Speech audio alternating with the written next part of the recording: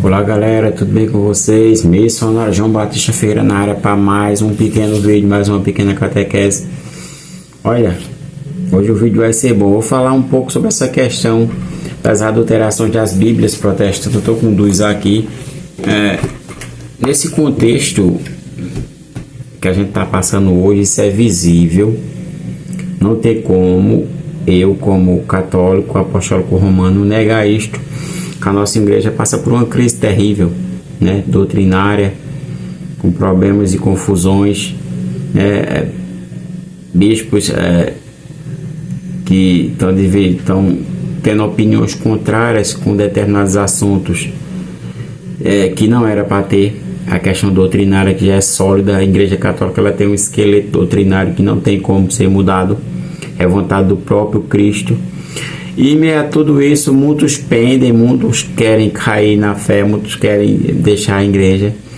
Mas eu vou mostrar para vocês aqui caminhos que as igrejas protestantes não tem como levar, né? Se você for um católico que estuda as escrituras, não tem como você ser um protestante. Por mais que você esteja desanimado, por mais que você esteja triste, levante a cabeça. Eu falo como fala o Pedro Reis lá de Anguera: nunca deixarei de ser católico, nunca, porque só a igreja católica tem os meios para me santificar e para lhe santificar. Você não coloca isso na sua cabeça, não. Hoje eu vou mostrar a vocês porque é muito difícil essa conversão. Hoje nós estamos no meio, né, do ecumenismo, todo mundo fala, tem que pegar nas mãos, tem que conversar, e daqui a pouco essa conversa não é uma conversa que só é conversa de bobinho e não tem conversa doutrinária, troca de argumentações, né? Eu mostro aqui na Bíblia, o outro irmão mostra de lá e nós vamos conversando e argumentando. Não tem. É tipo uma conversa de bobinho, mas neste meu canal aqui eu mostro a diferença doutrinária. É bom vocês curtir os vídeos, vão compartilhando, vão curtindo, vão dando like no vídeo, que vocês vão entendendo mais sobre essa questão. Agora é bem difícil a gente converter o irmão protestante também, tanto um católico doutrinado e com as escrituras. É impossível ele ir para a igreja protestante, é impossível. Só vai, por mais que ele esteja triste com o seu padre, com o seu bispo ou com o papa, seja o que for, ele não sai da igreja, ele não sai. Só sai aqueles católicos que não têm doutrina, que não entendem o que é a escritura. Ao mesmo tempo, um católico para converter um protestante, galera, é muito difícil, porque as bíblias deles são muito, além de ter um erro de interpretação gigantesco, são muito adulteradas. Preste atenção no que eu vou passar aqui para vocês entenderem. Nós se dividimos em vários aspectos.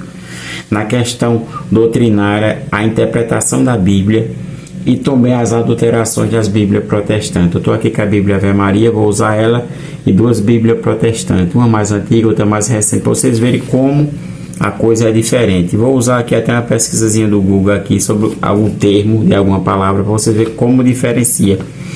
Vamos entender, começar por Lucas, para vocês entenderem como é complicado. Lucas, no capítulo 1, verso... Vamos começar por onde Deus começou, né, para nos libertar. Lucas 1, 28, texto sensacional. Capítulo 1, verso 28, o texto vai ficar aí na tela. Olha: entrando o anjo disse: ave cheia de graça, o Senhor é contigo. Essa passagem de Lucas 1, 28, ave cheia de graça, ela designa algo, uma função gigantescamente grande. Preste atenção, se vocês for pesquisar no Google, olha como a palavra é sensacional.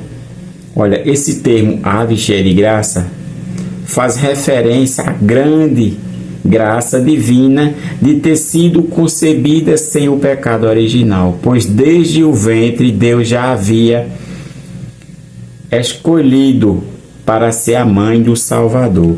Também podemos designar, mas se você sabe o significado dessa expressão, tal expressão está fundamentada nas Sagradas Escrituras, quando o anjo Gabriel, ao chegar à casa da Virgem Santíssima, proclama: ave cheia de graça, o Senhor é contigo. Lucas 1, 28. Ave quer dizer salve, expressão própria típica e costumeira daquela época. Aqui tem 2 pesquisas no Google para vocês entenderem. Prestem atenção como está a Bíblia protestante, né? Para vocês entenderem como nós somos separados, doutrinalmente falando, as Bíblias. Prestem atenção, no mesmo versículo 28 do capítulo 1 de São Lucas, está assim na Bíblia protestante, Bíblia João Ferreira de Almeida. Essa aqui é a antiga. O anjo veio onde ela estava e disse: alegra-te, agraciado, o Senhor está contigo. Você pode pesquisar nessa aqui que é mais nova. É o mesmo termo, alegra-te, agraciado, o Senhor está contigo. O que significa isso? Por que diferencia demais para a Bíblia Ave Maria? Por que diferencia? Vou mostrar para vocês já. Olha o que significa esse termo, alegra-te, agraciada. Tem nada a ver com a cheia de graça. Olha, que conseguiu ou alcançou graça, que recebeu indulto ou favor, condecorado, com a graça de maneira cativante, atraente, que está com muita sorte, pé quente ou sortudo. Esse termo agraciada quer dizer várias coisas, mas não tem nem como a gente comparar com o que fala a Bíblia Ave Maria. Esse termo faz referência à grande graça divina de ter sido concebida sem o pecado original. Preste atenção, aqui já afirma um dogma mariano, né? Não tem comparação não, minha gente. Vamos entender um pouco mais. Olha, aqui é uma questão praticamente de tradução da Bíblia. Ela se separa praticamente, esse termo agraciada para a cheia de graça, separa o contexto e a grandeza do acontecimento que Deus preparou para nós. E vamos agora para as cartas, a primeira carta aos Coríntios. Vai ficar o texto aí na tela para vocês entenderem como nós estamos distante deles. Olha, capítulo 9, verso do 1 ao 5. Aqui é uma adulteração que tira o texto do contexto. Vocês vão ver, é algo horroroso. Prestem atenção como está aqui, ó. No capítulo 9, verso do 4, Bíblia João Ferreira de Almeida, verso do 4 ao 5. Olha, não temos nós o direito de comer e beber. Aqui está falando Paulo. Capítulo 9, repito, da primeira carta aos Coríntios. Não temos nós o direito de levar conosco a esposa crente, como também fazem os demais apóstolos, os irmãos do Senhor e Cefas, ou Kefas. Aqui pelo que está escrito aqui, Paulo quis dizer que andava com esposa crente. E deu a entender que todos os apóstolos também andavam com essas esposas. Aqui é um erro grosseiro, é um texto fora do contexto e fora totalmente do que Paulo estava querendo pedir aqui. Depois eu vou mostrar para vocês na Bíblia Ave Maria como de fato está. Paulo estava querendo aqui receber um serviço que era prestado aos outros, mas não como aqui está dizendo que Paulo tinha uma esposa, né? Preste atenção, e também está nas Bíblias mais novas, né? Também está da mesma maneira. E esta aqui é mais antiga, ó. Prestem atenção que Paulo fala: não temos nós o direito de levar conosco esposa crente. Olha como a Bíblia protestante ela se contradiz. A mesma Bíblia protestante, no capítulo 7, verso 8, olha só, no mesmo capítulo, na mesma Bíblia protestante, capítulo 7, verso 8, da mesma carta aos Coríntios, da primeira carta. Olha o que Paulo está falando aqui sobre a questão do casamento e o celibato. No verso 8, Paulo fala assim, ó: digo, porém, aos solteiros e às viúvas que lhes seriam bom se permanecessem na mesma condição em que estou. Prestem atenção como é que Paulo, dois capítulos à frente, Paulo ia escrever falando que andava com a esposa. E no capítulo 9, Paulo fala isso, no capítulo 9, verso do 4 ao 5. No capítulo 7 da mesma carta, no verso 8, Paulo fala, eu vou repetir de novo, a mesma Bíblia protestante ela se contradiz. Digo, porém, aos solteiros e às viúvas, está direcionando a um público que não tem mais compromisso com o marido ou esposa, ou nunca teve, né? Aos solteiros e às viúvas, que lhe seria bom se permanecesse na mesma condição que eu estou. A Bíblia se contradizendo, a própria Bíblia João Ferreira de Almeida. A Bíblia protestante é uma aberração, minha gente. Misericórdia. Eu queria adquirir várias Bíblias protestantes, porque eu vi que era horrorosa, eu acabei deixando para lá. Eu digo, eu vou começar a investir nas Bíblias católicas e principalmente nas tradições mais antigas. Por isso que eu consegui, de alguma maneira bem especial, a Vulgata de São Jerônimo. Olha, preste atenção, a Bíblia Latina. Preste atenção no contexto que Paulo colocou aqui na Bíblia Ave Maria, está a falar aqui bem claro. Olha como está a Bíblia Ave Maria, no mesmo capítulo 9, verso do 4 a 5. Ela não pode se contradizer com o capítulo 7, verso 8 de Paulo. Porque Paulo vivia o celibato, Paulo era solteiro. Ó. Não temos nós, porventura, o direito de comer e de beber? Acaso não temos nós o direito de deixar que nos acompanhe uma mulher irmã, a exemplo dos outros apóstolos e dos irmãos do Senhor e de Kéfas, ou Cefas, dependendo de como você lê?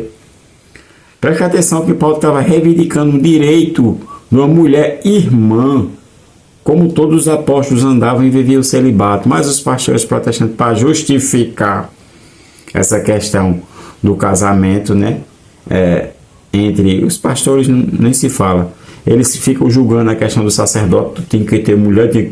Aí como é, minha gente? É muito difícil uma conversão no protestante. Lendo uma Bíblia dessa, é muito difícil. E olha que essa aqui é até boa, viu? E essa daqui tá pior. Vocês vão ver daqui a pouco, tá pior. Prestem atenção que não tem lógica. Aqui não se contradizeu a Bíblia, se contradiz a Bíblia, melhor dizendo, a Bíblia Ave Maria, com o capítulo 7, verso 8. Não se contradiz, não. Paulo, da mesma maneira, Paulo continua falando que do celibato dele, ele vivia o celibato. Vamos continuar mais para frente.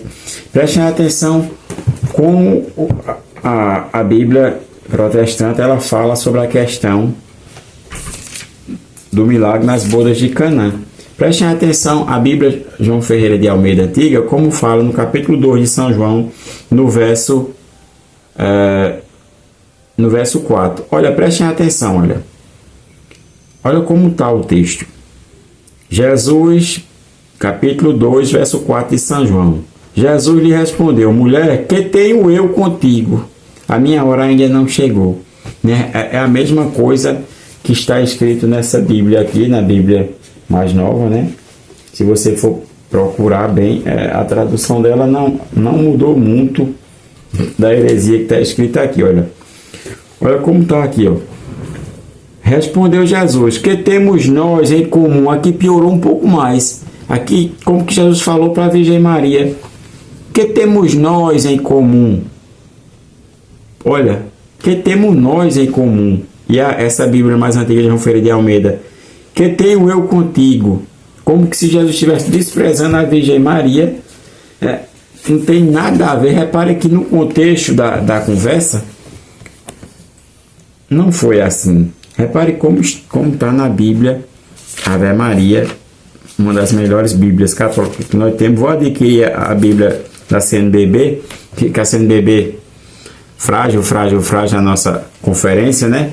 Mas diz que a tradução que fizeram agora da Bíblia é boa. Eu vou adquirir para eu ver. Mas a Bíblia recomendada é a Bíblia Ave Maria, ou a Vulgata Latina de São Jerônimo, quem puder adquirir. Prestem atenção como está no contexto da Bíblia Ave Maria.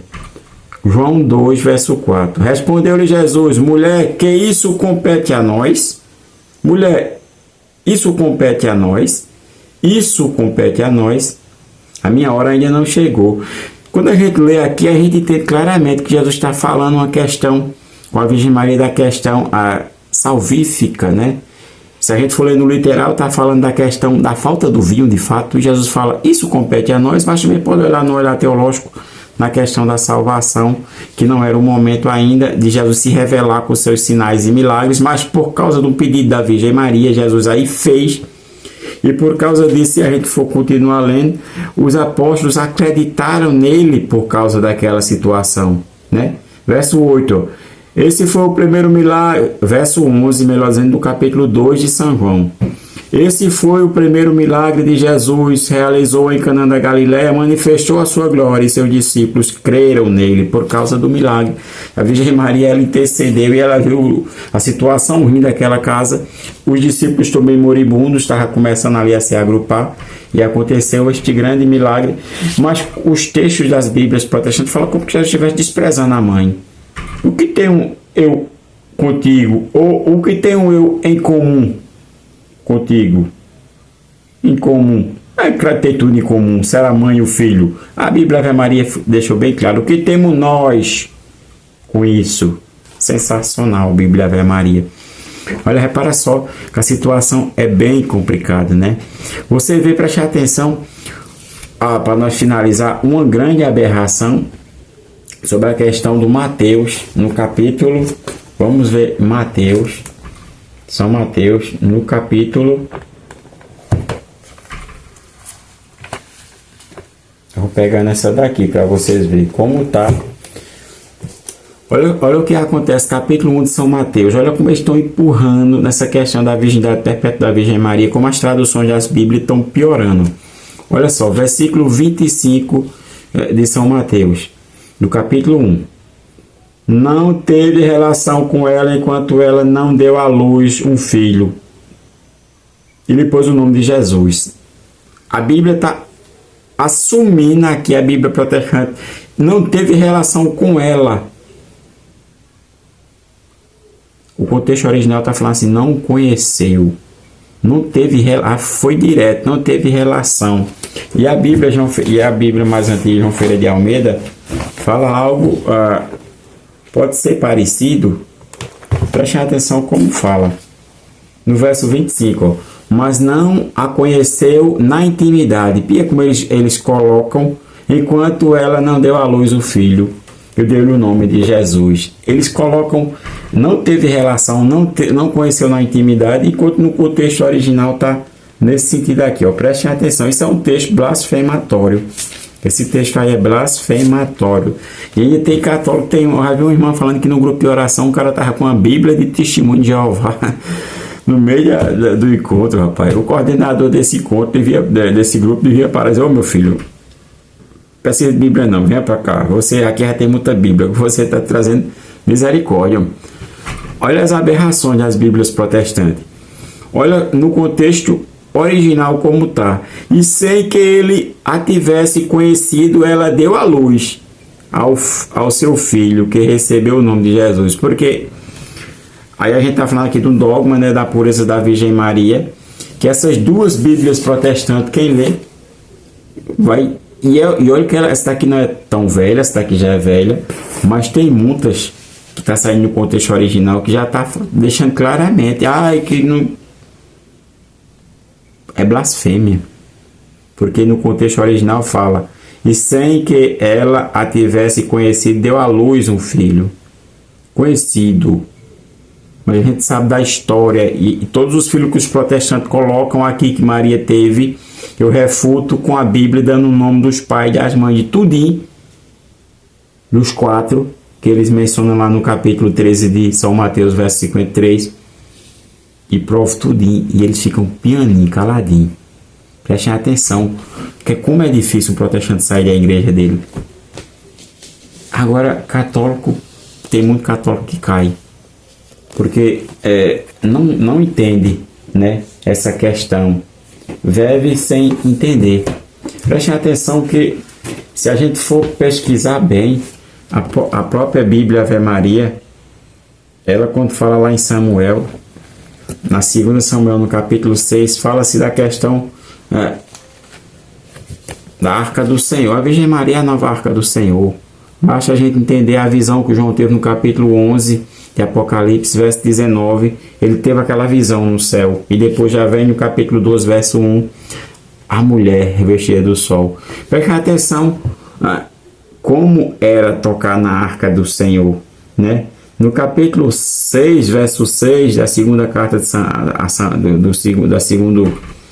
segundo livro de Samuel, está assim: quando chegaram à eira de Nacon, Osa estendeu a mão para tocar a arca do Senhor e sustenteve-a, porque os bois tinham escorregado. Então a coleira do Senhor se inflamou contra Osa. Feriu, ó Deus, por causa de sua imprudência, e Osa morreu ali mesmo, perto da arca de Deus.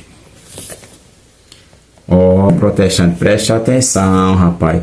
Se Deus fez isso com a arca, né, de madeira de acácia revestida de ouro, quanto mais a Virgem Maria. Preste atenção, não falem da pureza da Imaculada Conceição. Preste atenção que até a terra que Moisés pisou lá no capítulo 3 do livro do Êxodo, ali logo no começo dos versículos, ali, não estou lembrado agora o versículo, Deus falou: Moisés, tira a sandália, que a terra que tu está pisando é santa.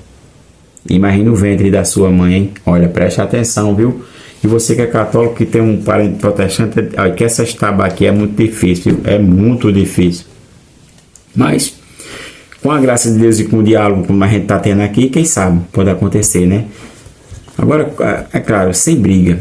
Conversou, se a pessoa não aceitou, a carta de Tito deixa bem claro, São Paulo escrevendo a Tito 3, verso 10. Tentou a primeira vez, não conseguiu, a segunda não conseguiu, a terceira, deixe pra lá, vá-se embora, não entre em combate mais nem doutrinário, nem teológico, que essa pessoa não deixe pra lá.